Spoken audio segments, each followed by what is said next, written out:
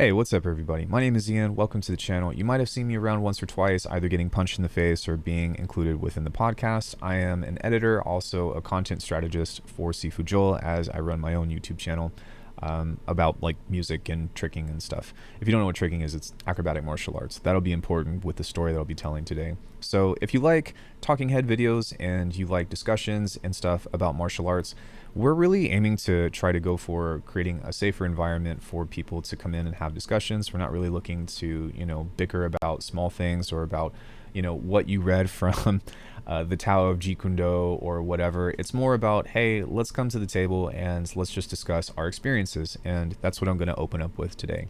So if you all didn't know, the Evolution family, or the school under Sifu Joel Ledlow, has two primary forms of martial arts. I say that, but it's kind of interesting because the Kung Fu has Jeet Kune Do in it. It's just not focused on that. But we have Jeet Kune Do, and then we have the Doji Kung Fu. Obviously, Jeet Kune Do comes from Bruce Lee. Sifu Joel was taught by Sifu Jerry Poteet, who was under, Bruce. And then the Kung Fu is under Sifu Ed Monahan, who took a lot of fundamentals from a bunch of different arts and said, hey, how can we put these together to where everything flows and interchanges between, so you can go from punching to kicking to grappling to punching to trapping. We call it energy manipulation and so forth, and weaving in. It's basically like a web of movement, how things connect. It's actually pretty genius and a very valuable skill. So what's funny about this, though, is that I'm talking about my black belt test, and I'm not talking about the Jeet Kune Do one, because that is actually like a different form of rank, if you will. But when I first started with Sifu Joel, I didn't even really care to test. I didn't care to get any kind of rank because I was only doing the Jeet Kune Do. So if you all know, my expertise in movement, or if you didn't know rather, is I grew up with tricking. I am formerly from Cirque du Soleil. I've been with Marvel Universe Live. I've been with Chris Angel in Las Vegas. I also did a show for Dolly Parton over in, not Dollywood, but Pigeon Forge. And I've got more stuff in the pipeline, and I've got my own channel of me doing tricking, as now I'm over 30 years old. So with that, though, I had a lot of movement coming into the school, and my desires for what I was wanting to learn was very specific. In 2011, Sifu Joel and I met at his school. It was kind of crazy because we both were born in Oklahoma. I grew up in LA. He went out to LA for movies and acting and stuff, where he met Sifu Ed and Sifu Jerry. And then we both ended up coming back at different times. And I guess, lo and behold, as fate will have it, we ended up meeting. So in and out through college, I was doing off and on training, as sometimes I had to hit the books, or sometimes I had to focus on other things. I was working 3 jobs at the time. And he kind of just like always kept me in touch. He always checked up on me. If I was in class, he was saying, how are you doing in class? If I was out of class, he would send me a text and say, like, come over for the 4th of July or something. So fast forward to 2014. It's crazy because his wife ended up getting brain cancer, and he was like, look, guys, I got to shut the doors. And so me and 2 other people stepped out and was like, hey, we don't want you to shut the doors, so we'll take over. So what ended up happening was, he was like, I'm not just going to teach you one thing. Something that he got from Sifu Jerry is, you teach everything. You teach everything to the best of your ability, because you never know, maybe I learned punches, but if I'm never taught a kick, I might not even know if I like kicks or not, right? So small analogy, but this is basically what that means, is that he ended up teaching us both the Jeet Kune Do and the Kung Fu. Now, at that time, Jeet Kune Do was only for the adults, as the mindset behind it is very different, whereas Kung Fu was designed for protection on 3 different levels, which very quickly, protecting yourself, protecting your loved ones, and then the highest level would be protecting your enemies. I don't really want to get too much into the philosophy of that, although if you would like to know more about it, we can talk about it in a future video. But it's a very good and healthy mindset for kids that translates well into adulthood, that translates into the Jeet Kune Do program, and actually works really well. So we started learning the Kung Fu, and I told him, I was like, hey, I want to be here, but after about a year, I want to take off and go do shows. And that's how I ended up in Vegas and whatnot. But we pretty much started training, all 4 of us rather, like 30 hours a week. And in 2015, Robert, Steven, and I tested for our Jeet Kune Do instructorship. and we got our butts handed to us. It was a pretty long test, and at the time, I wasn't necessarily like unprepared for it, but I didn't really know what to expect. And Sifu Joel kind of oversaw the whole thing and said, okay, now after your 4-hour test, you have to fight me, being all fresh and ready to go. And I don't know if you could tell or not, but I'm 5'10", 5'11", and Sifu Joel is 6'1", and he's got about 50, 60 pounds over me. So that was a really amazing challenge that he gave to me to be able to say, okay, well, here's all the skill I've cultivated. Do I have enough to withstand this adversity? The short answer was no. He's too skilled, and I was too tired.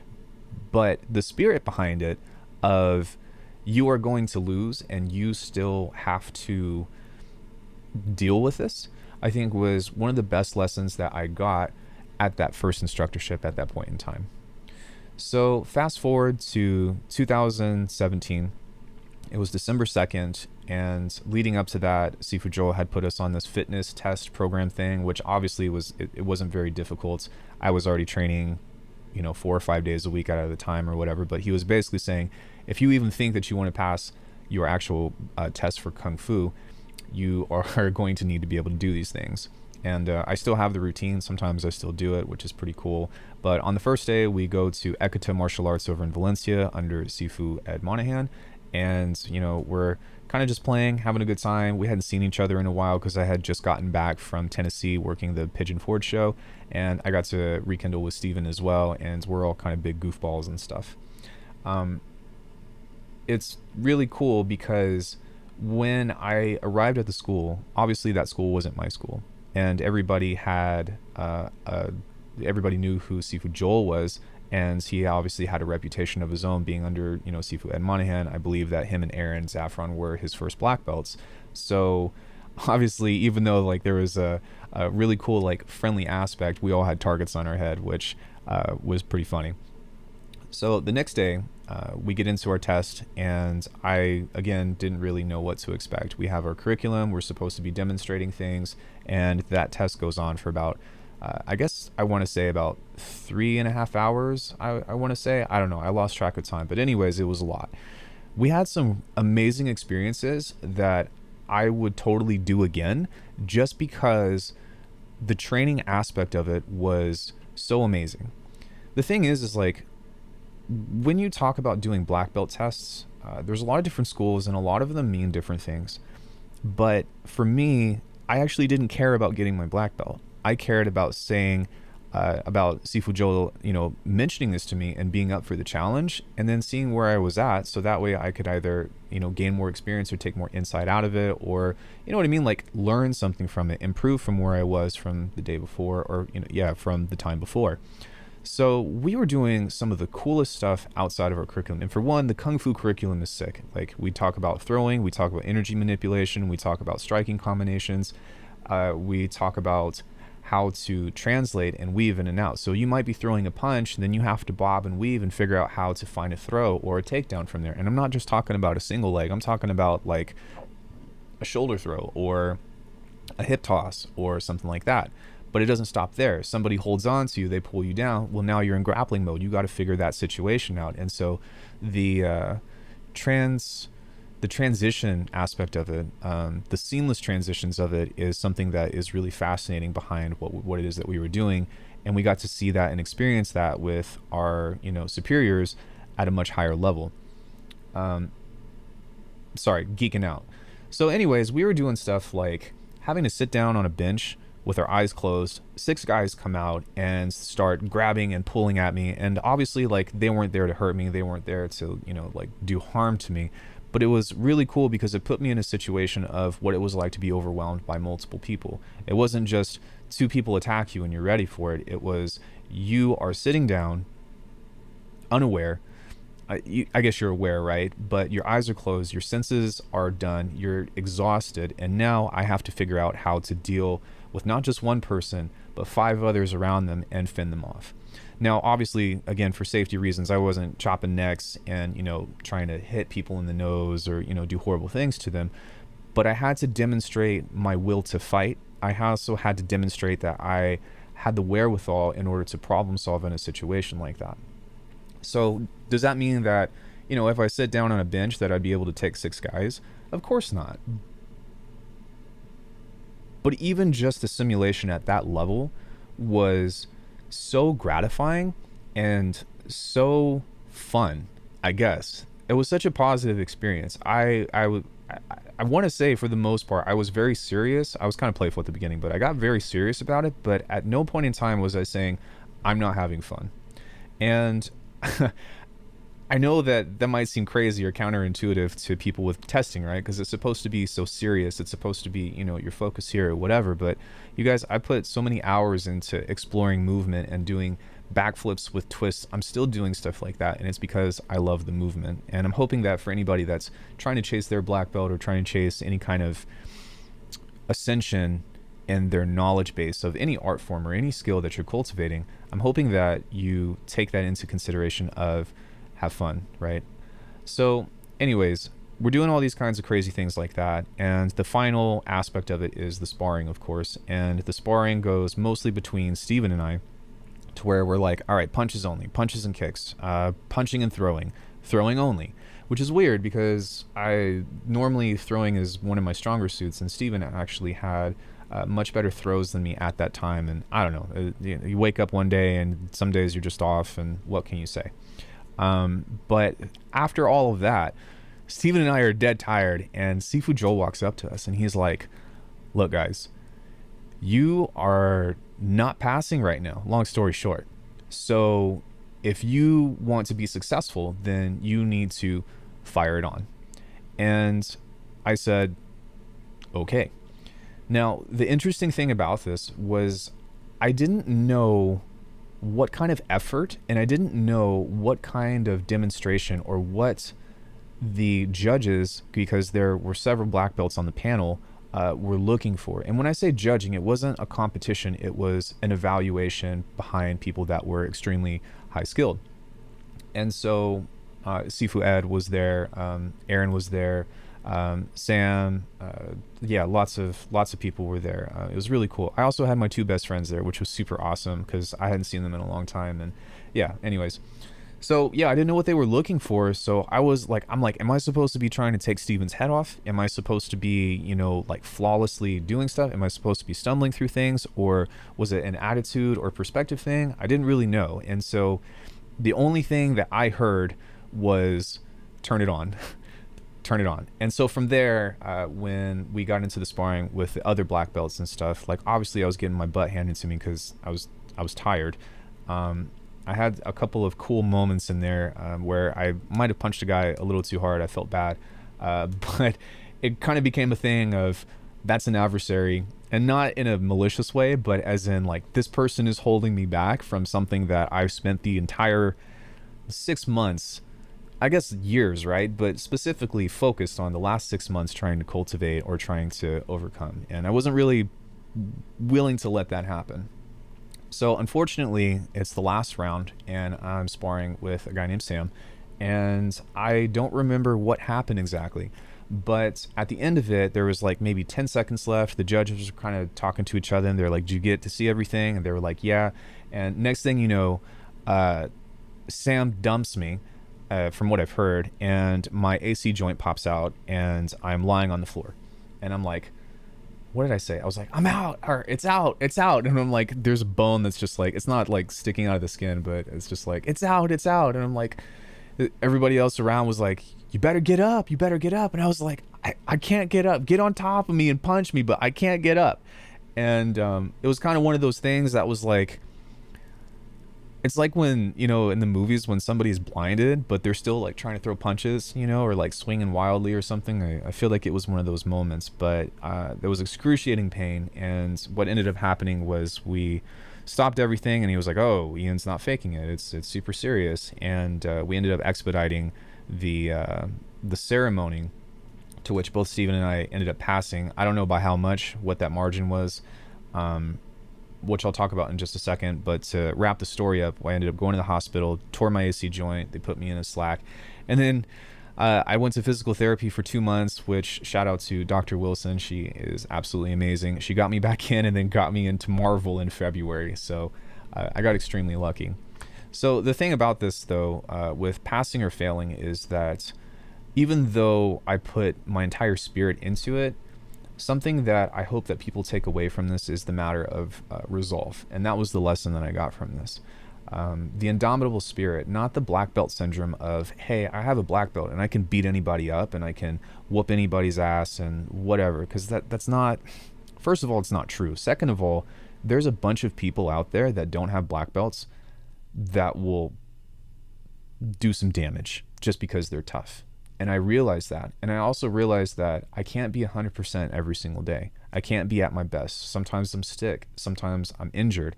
I've had lots of big injuries through my circus career. But at any point in time, when you are faced with an unknown situation, you are only as good as you are in the moment, as Sifu Joel says. And this was a true testament to that, because it was saying, hey, I'm under a lot of stress. I'm under, I have a lot of things going against me, but am I willing to take that L? Am I willing to accept that failure and, I guess like accept fate? And that is the resolve that I got from the black belt test. And that's something that I'm hoping that everyone else's test gives you, or maybe you have your own unique take on things. So yeah, I forgot where I was going to come back to, but long story short, I think that the black belt test should be tailored towards you. I think that it was, and well, it was for me, and it should be an individualized test of a lot of things, but the most important is a test of spirit. Putting yourself into a position to where, you have incredible odds against you, and figuring out who you are in that moment is one of the most enlightening experiences that I've ever had, and has actually humbled me and has actually pulled me back, keeping my ego in check, of how I go out into the world as a martial artist, and also how I go out into the world as somebody with, a set of skills, if you will. And I'm not talking about a set of skills like the dude from Taken, Liam Neeson. I'm talking about somebody that spends hours and hours and hours trying to cultivate something. No matter how much I sit down and practice my jab, and I'll tell you all, I have practiced my jab, I can't even tell you how many hours, but I practice my jab all the time. There's still somebody out there that has one that is way better than me.